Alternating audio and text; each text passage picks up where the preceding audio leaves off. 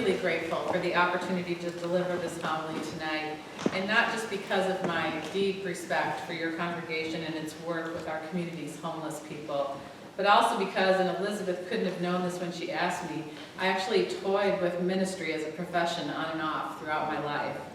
In high school, I had great admiration for our youth director at church, a seminary student named Grace. I wanted to be like Grace, and Grace was going to be a minister. Grace and the Lutheran faith into which I was baptized and confirmed, and which echoed in some of your liturgy earlier for me, taught me, well before the bracelets that said WWJD, to seek to live a Christ-like life. And that has carried with me, and today still, I honestly do work at entering and experiencing and responding to the world with the example of Jesus as my guide. In doing so, I've had throughout my life a very personal but admittedly and ultimately self-centered relationship with Jesus. Wherever I happen to be in my life, I find I view Jesus through that lens, and Jesus becomes for me a guide, a far better aspirational version of myself. In college, when I briefly majored in religion and questioned the authority of our campus administration, Jesus was a rebel and a troublemaker. Later, also in college, but now an English major whose favorite professors had recently co-written an original translation of the Book of Mark, Jesus was a poet and a storyteller. In my 30s, working as a middle manager at a university, I once actually delivered a homily that considered Jesus as middle manager. It raised an eyebrow or two, but hear me out. Jesus was living as a man on earth, clearly had a boss, in that he had a higher authority of God, whom he was charged with serving, and he also had a staff, 12 disciples with whom he was training and empowering to carry on the work of his supervisor throughout the world. Jesus had a tough role, a difficult job to do, a middle manager kind of role. That was my view as a 30-something middle manager, but in working on my remarks tonight, I realized he had an even tougher role.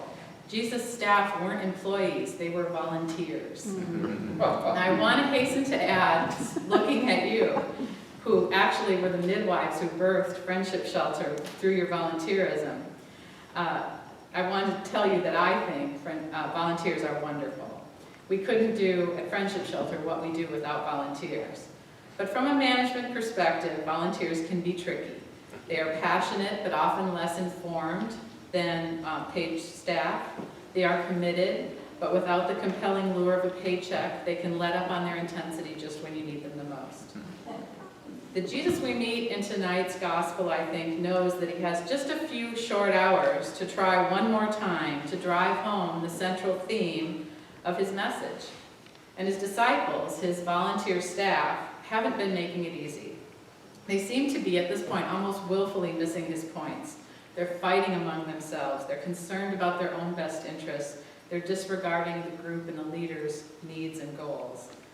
Throughout the gospel, Jesus has been mostly a patient teacher, using a variety of communication methods, stories, examples, metaphors to get his point across.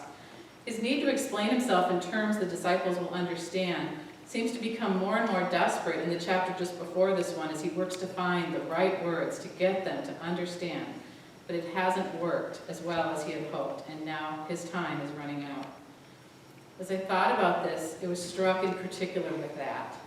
What would any of us do if we simultaneously knew that we weren't finished yet, and yet we were about to be absolutely and finally finished? And so putting myself in Jesus' shoes yet again, I suspect that in this case he decided from necessity to get a whole lot less metaphorical and a whole lot clearer. Still, he does start with a symbol. Rising from the table, he sheds his outer robe and begins washing the disciples' feet.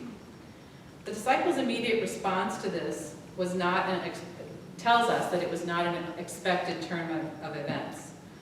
I did a little research to find out how unexpected that would be, and what I learned was that the job of washing feet would have been reserved for a Gentile servant. That is, not only would not Jesus, the acknowledged leader who had been hailed days before as the King of Israel, not be expected to do such a thing, neither would any of the disciples have been expected to do so. A house servant, probably a Gentile, because even a Jewish servant would be considered too important. would have been summoned if Jesus had offhandedly remarked that there were feet that needed washing. But Jesus makes no such remark. Instead, he gets up rather suddenly like a guy who doesn't have a lot of time and just got a good idea. And he stoops to serve, and in doing so, he tells his disciples, "Unless I wash you, you have no share with me." My research revealed something here too. The Greek word translated here as share is miros, and it means to share with a person as a part of a whole. So I think Jesus is essentially saying, unless I serve you, we can't be in this together. And that was my aha moment. There it is. There again is Jesus meeting me where I am, in a context I understand at this point in my life and in my work, and bringing me closer to God with this example. I'm guessing the same is true for many of you.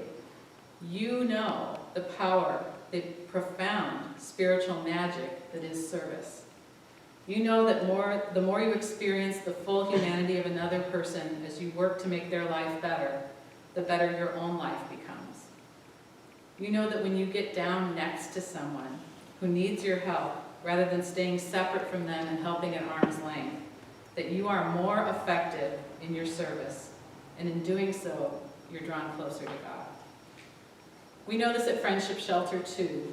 Just a few months ago, we started a new program, our first and what I hope will be much more, as we welcomed, thanks to a federal grant, a handful of chronically homeless people into permanent supportive housing apartments. This particular program is for people who can manage well enough to live among the general public with periodic check-ins from staff. And that way it's different from our current proposal in the Canyon that I talked about with some of you earlier, which will serve people who need daily support.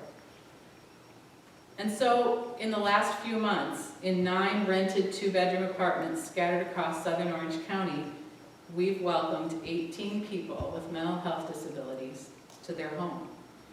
We are not a religious organization, but for me, personally, I just have to tell you, it's the most holy work I've ever done. A few weeks ago, we moved Daniel and Martin into an apartment in Laguna Woods. Daniel is 55, he has early onset Alzheimer's, and Martin, 73, is challenged with depression and anxiety.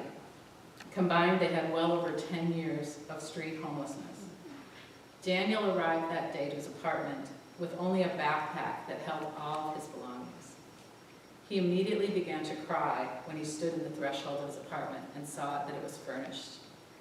And then we walked him into his furnished bedroom with brand new sheets and bedding waiting there for him, and he fell to the floor in gratitude. And we got to experience the joy of service.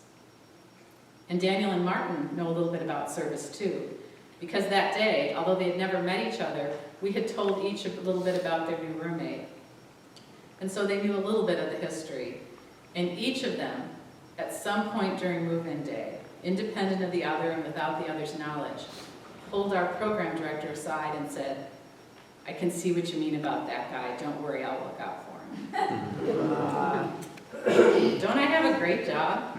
Stories like this, these opportunities to serve and to make a moment like that happen, pull me toward God.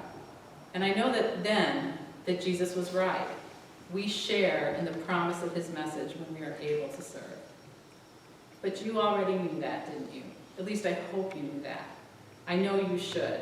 I know when I watch you serve meals at the ASL or answer phones at Friendship Shelter or join together to advocate for housing solutions for our homeless brothers and sisters, I'm drawn closer to God watching you. Can you feel it too? It's there. And it can't be a mistake. When it feels that good to do something, God is signaling us that we're on the right track. Martin and Daniel seem to know that that is true as they immediately saw opportunities to serve the other in their new home. And so on this night, as Jesus knows his time is up, he chooses an act of service to demonstrate the essence of his message. Serve. Make a difference. Get out of yourself and into the world. Take off the robes of your status or your inhibitions or your fear and get next to someone and place your hands on them in an honest effort to make things better. Those pesky disciples, or at least some of them, still aren't getting it though, are they? You can almost feel Jesus' anxiety growing at the knowing that he has just a few hours left to help them understand everything he needs them to know, to make them get it. Little children, he says, I am only with you a little while longer. And they just aren't getting it. They aren't seeing the message of this symbolic act of service. Maybe they aren't as lucky as we are. Maybe they haven't had the experience of serving and feeling the power. And so Jesus, uncharacteristically for a man who typically uses parables and poetry to make his point, decides to make it really simple. A new commandment, he says. I can almost feel his frustration, see him throwing his hands up. I'm going to make this really simple for you. Love one another. Just love. And after that, they have communion, because that's what service is. It's love. It's communion. When it's done with humility, it establishes us as equals, and it binds us together. My own church in Irvine is doing some experimental advertising this spring, and the slogan is, "Find the love of Easter." For me, that love is in this gospel passage. The love of Easter, for me, is service. And through that service, I find communion. May it be so for you as well.